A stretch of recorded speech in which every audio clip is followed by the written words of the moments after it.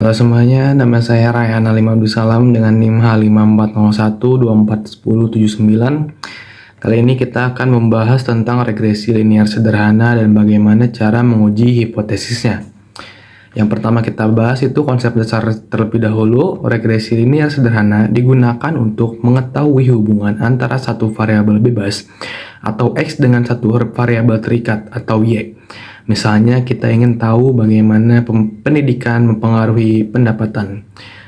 Selanjutnya itu persamaan umumnya. Persamaan regresinya berbentuk Y sama dengan A plus BX plus U, di mana A yaitu intercept atau konstantannya, di mana nilai Y ketika X sama dengan 0. Yaitu setelah itu B, slope atau kemiringan, menunjukkan arah dan besar perubahan Y jika X naik 1 unit. Lalu setelah itu ada error, mewakili faktor lain di luar X yang juga mempengaruhi Y. Yang tiga, selanjutnya itu ada interpretasi slope dan intercept.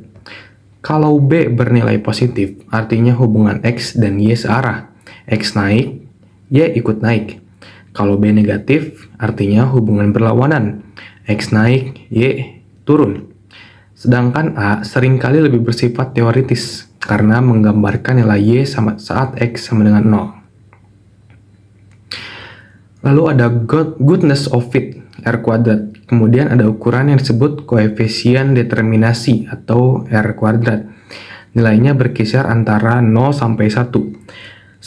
Semakin mendekati 1, artinya model semakin baik menjelaskan variasi Y. Misalnya R kuadrat sama dengan 0,94, berarti 94% variasi Y bisa dijelaskan oleh X. Sisanya dipengaruhi faktor lain. Nah, setelah itu ada uji hipotesis. Supaya tahu apakah X benar-benar berpengaruh signifikan terhadap Y, kita lakukan uji hipotesis. Hipotesis 0. Ketika B sama dengan 0, artinya X tidak berpengaruh pada Y. Lalu ada hipotesis alternatif. H1, B tidak sama dengan 0, artinya X berpengaruh pada Y. Caranya dengan melihat p-value. Kalau p-value lebih kecil dari 0,05, H0 ditolak, X signifikan mempengaruhi Y.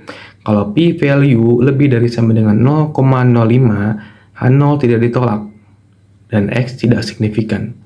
Lalu yang terakhir ada confidence interval dan prediction interval. Nah, kita juga bisa membuat confidence interval untuk memperkirakan kisaran nilai parameter dengan tingkat keyakinan tertentu, misalnya 95%. Dan ada juga prediction interval untuk memprediksi nilai observasi baru di masa depan. Jadi, regresi linear sederhana bukan hanya memberitahu hubungan X dan Y, tapi juga seberapa baik model menjelaskan data, serta apakah pengaruhnya benar-benar signifikan. Setelah ini, kita akan melakukan interpretasi di dalam RStudio dari data yang sudah saya miliki, contoh data yang sudah saya miliki. Lalu setelah itu kita langsung saja berpindah ke RStudio. Setelah tadi sedikit tentang review tentang konsep dasar regresi linear sederhana, sekarang saya perlihatkan hasil analisisnya dengan menggunakan contoh data, di mana saya akan menginterpretasikan hasil output R. Dari hasil contoh datanya, kita langsung buka saja RStudio-nya, di mana di sini saya sudah mendapatkan contoh data di mana tahun 2015 sampai 2024. Jadi di sini lamanya tahun pendidikan seiring berjalannya dengan tahun dan pendapatan yang didapatkan dari lamanya tahun pendidikan. Melakukan pengolahan data dalam aplikasi RStudio ini, maka kita dapatkan hasilnya di bawah sini, di mana hasil regresi sederhana dengan variabel bebas pendidikan dan variabel terikat pendapatan menghasilkan persamaan.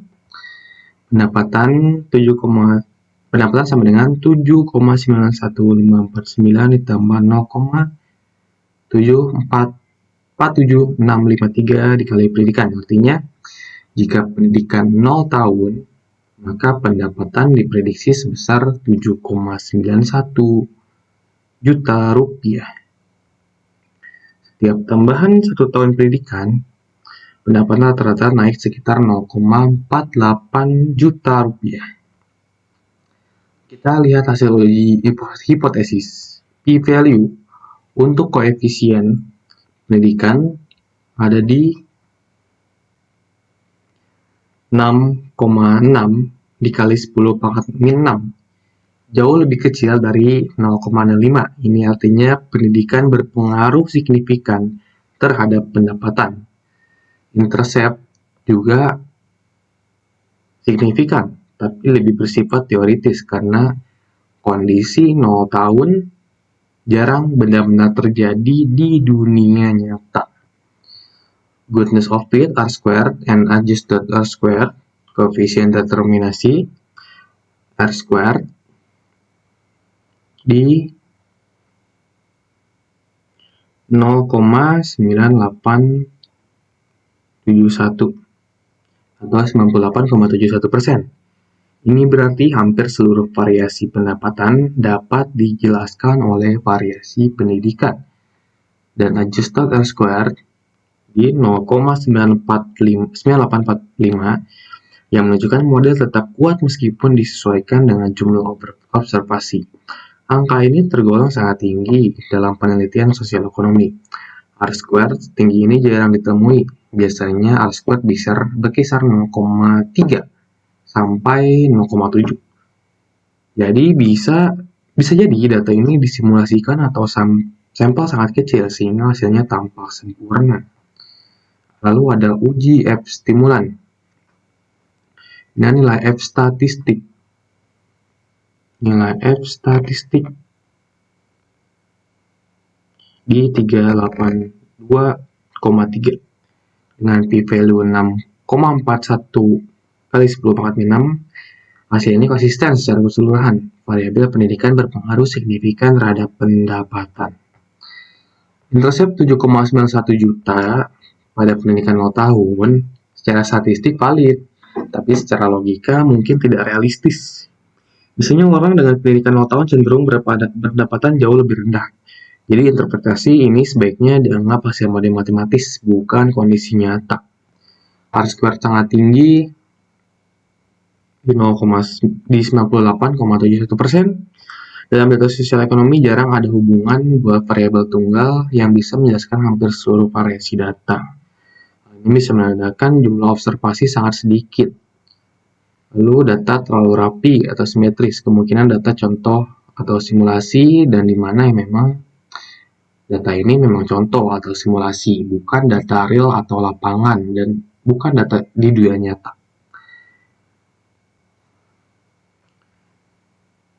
Lalu kesimpulannya, secara statistik, model menunjukkan adanya pengaruh positif dan signifikan dari pendidikan terhadap pendapatan. Setiap tambahan 1 tahun pendidikan diperkirakan meningkatkan pendapatan sekitar 0,48 juta rupiah. Namun, nilai R squared yang sangat tinggi dan jumlah sampel yang kecil membuat hasil ini mungkin terlalu bagus untuk benar-benar menggambarkan kondisi nyata. Jadi, temuan ini lebih cocok dianggap sebagai contoh ilustrasi daripada bukti empiris di dunia nyata. Sekian interpretasi dan penjelasan yang bisa saya lakukan. Terima kasih. Assalamualaikum warahmatullahi wabarakatuh.